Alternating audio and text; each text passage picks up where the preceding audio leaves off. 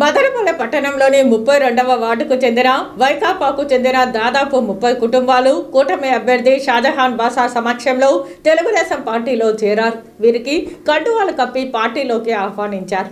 ఈ సందర్భంగా షాజహాన్ బాషా మాట్లాడుతూ తనపై నమ్మకం ఉంచి పార్టీలోకి వస్తున్న వారందరికీ తగిన గౌరవం కల్పిస్తామని అన్నారు.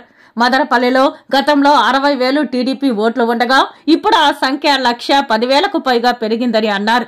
కొందరు వెన్నుపోటు రాజకీయాలు చేస్తున్నారని, అయితే తనకు పూర్తి స్థాయిలో ప్రజల అండ ఉందని ధీమా వ్యక్తం చేశారు.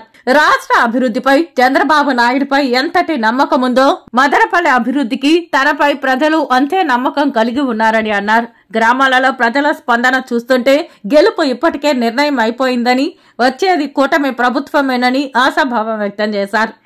ఇంకా మళ్ళీ తెలుస్తుంది. ఇదే కాకుండా కొంతమంది వెనక రాజకీయాలు చేస్తున్నారు.